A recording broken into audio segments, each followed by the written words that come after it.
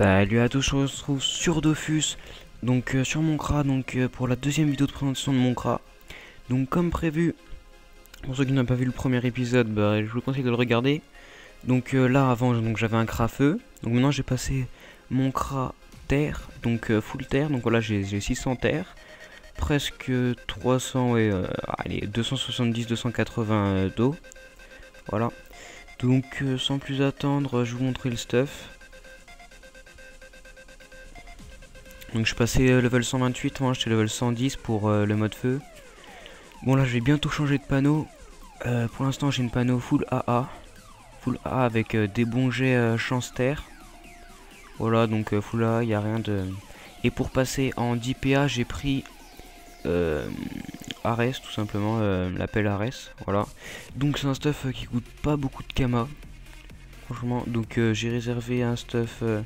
beaucoup plus OP pour mon futur Xelor. Donc c'est un projet pour l'instant, mais je pense que je vais le monter pendant les vacances. Et ouais, je ferai une petite vidéo dessus. Donc voilà, donc en trophée, bon il y a le Furibon. Donc pour booster la force, hein, le forcené, bon un petit malus vitalité, mais vu qu'on a quand même 2103 de vitalité, je trouve ça assez pas mal pour un level 128. C'est pas mal, c'est bien. Donc un petit survivant pour compenser le forcené. Le Dofus Emerald fait toujours plaisir. 20 de puissance. Ça peut être utile. Le Dokoko. Donc le Dokoko je trouve ça indispensable parce que le Kra n'a aucun sort pour se redonner de la vie. Il n'y a aucune possibilité de se redonner de la vie à part avec des armes. Sauf que vu qu'en arme j'ai choisi une pelle pour avoir plus 1 PA, je peux pas avoir le soin de l'arme en même temps. En même temps, les soins des armes ne sont pas non plus extraordinaires au level 130. Voilà. Donc j'ai décidé de prendre Dokoko. Qui redonne, attends je me rappelle plus, donne tous les 3 tours à partir du tour 4, le lanceur gagne 10% de sa vitalité maximale. Donc en tous les hommes ça me sert beaucoup. Voilà, donc en chance on a quasiment rien, mais c'est pas grave. En intelligence pardon. En sagesse, bon ça c'est pour les retraits PAPM, c'est toujours utile, et les esquives. Donc tacle, fuite, on n'en a pas, c'est le point vraiment très négatif de la panoplie avec les résistances, parce que résistance, je vais vous montrer, on a quasiment rien.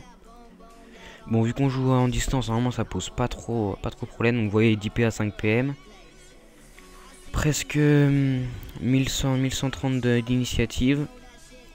Donc de la prospection. Bon c'est bien. Portée 1, invocation 2, l'invocation nous sert à rien. J'ai même pas chauffeur ni... Bon bref, on s'en fout. Donc retrait PA, PM, voilà c'est ce que je vous parlais, ça c'est super important. Excusez-moi. Oui donc c'est super important pour le Kra. Coup critique 15. Donc c'est pas mal. 15, bon on aurait pu trouver mieux, mais bon c'est toujours ça. Et si je fais tir critique, je gagne 13% en plus. De toute manière 13% plus 32 puissance si je fais un coup critique. Donc ça fait dans les... donc ça fait presque 30% critique. Donc dommage 32. Donc moi je trouve ça bien, ça 55 de puissance, ouais c'est pas mal. Donc ça bref on s'en fout, voilà. Alors neutre fixe, voilà donc 4% neutre, 4% terre, 13% feu, 10% eau et 6% air. Bon, le principal c'est qu'on n'ait pas de malus résistance. Donc on a quand même... Bon, on s'en sort sur le feu et l'eau, ça reste acceptable. Même si niveau 128-130 on devrait avoir bien plus. Mais bon, on peut pas non plus tout avoir, hein. Donc oui, comme je l'ai dit, de toute façon je vais changer de panneau dans pas longtemps. Donc tout ça, normalement ça sera mieux. J'espère un petit 700-800 de force. Bon, je vais essayer de trouver avec de l'eau, mais si j'en ai pas, au pire c'est pas grave. Je pourrais en trouver dans les trophées. Voilà, donc on va passer tout de suite au Punching Ball. Bon, il n'y en a plus qu'un niveau 75 qu'on va prendre ça, on va pas attendre plus. Voilà, donc on joue distance, hein, ça c'est un Kra. Pour montrer un putsch, c'est pas fou. Donc la flèche multive on fera après, l'expiation aussi. Donc la flèche destructive, donc je parle du no boost, on fera boost après. Voilà, 237, flèche cinglante 168 plus moins PM. Donc flèche d'IMO, on fait quand même du presque moins 70 crit maximal. Donc vu qu'on n'est pas haut, bah c'est déjà bien, en plus on prend un PM. Voilà, qu'est-ce que je vais montrer d'autre? Donc on a ça, presque 180 de 180 haut alors qu'on n'est pas haut. Bon, on a quand même de l'eau, mais bon. Donc œil de taupe pour se redonner un peu de vie. Donc bah ça vous connaissez, je pense.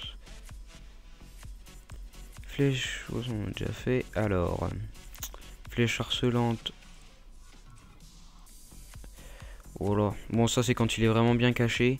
Bon, sinon on peut faire des petits tirs magie, des petites flèches explosives là en zone, ça fait toujours plaisir. Donc vous avez vu, on a rien d'intelligence, mais ça reste, je peux dire acceptable, parce que c'est pas du tout acceptable. Non mais ça reste correct. Voilà, donc on va se booster.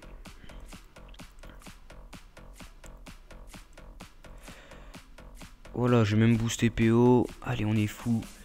Voilà, donc flèche destructive, elle monte à 313, 370. Donc, ouais, c'est assez bien. Flèche sanglante 240. 125, la flèche d'immobilisation. Franchement, je préfère beaucoup ce mode là du mode feu. Le mode feu, à 290 presque, ouais, quand même. Pour un retrait, c'est. Donc, on va commencer à boost. Ouais, donc j'ai voilà, donc rien qu'en la boost on tape du 358. Bon, on est boost aussi hein. Ah ouais, mais je suis un abruti en fait. Du coup je vais avoir le temps de me boost. Bon bah attends, on va les booster dans le vide en attendant. Voilà, ça va être très long et souvent. Ouais, donc je disais aussi que je préférais ce mode feu. Pourquoi je préfère ce mode feu? Je préfère le mode terre-eau. Je préfère parce que au mode feu, le mode feu, bah c'est pas du tout pareil. On a moins de portée. Bon, on a plus de zones, donc on a plus de rocks potentiels. Sauf que au fil des tours, si c'est un combat long, bah c'est beaucoup plus intéressant de jouer avec le mode terre-eau. D'ailleurs, je pense que le mode eau rocks plus que le mode terre. Mais moi j'ai pris mode terre parce que je préfère. Voilà, donc augmente les dégâts de base du sort flèche punitive 54. Attends. Donc on va tester ça. Voilà. Alors là on est quand même dans un Rox conséquent. Vous calez ça en combat. Ça fait très mal. Vraiment très mal. Donc bon, on va le caler. Hein. Écoutez, on va pas se faire prier. Voilà, 789, j'ai pas eu la crit max. Et si vous faites la punition...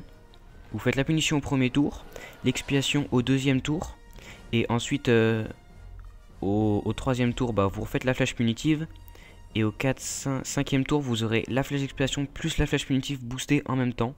Alors ça, si vous faites ça, donc déjà vous tapez à peu près du 700 avec la flèche, non 800 avec la flèche punitive comme on a vu tout à l'heure, et la flèche d'expiation vous la placez juste après boost, elle tape du 700, 600, 700 aussi. Donc après, si vous tapez du 1005 en combat et puis que vous continuez après, franchement c'est overcheat, on va pas se le cacher. Donc bon, bah, je pense que j'ai passé un peu tout en revue. Aussi je vais quand même vous montrer le cac, même si... Et voilà. Oh la brutie, je sais pas plus quel est l'expi, bon de toute façon on s'en fout. On aurait pu finir le putsch. C'est ballot. Dans un tour. Ah, je vais la caler quand même. Bon, 450, bon là j'ai loupé un tour, donc c'est normal. Voilà, donc là en fait, vous avez ça. Là en fait c'est le bon tour. Donc vous avez la flèche punitive d'un coup. Donc là elle est pas boost, mais elle devrait taper du 800 si je l'avais pas loupé au tour d'avant. Et la flèche d'expiation qui est redescendue vu que je suis plus boost là. Voilà, mais moi je voulais tester le cake. Voilà, ça sert strictement à rien. Ah oui, la flèche empoisonnée. Voilà, j'espère que ça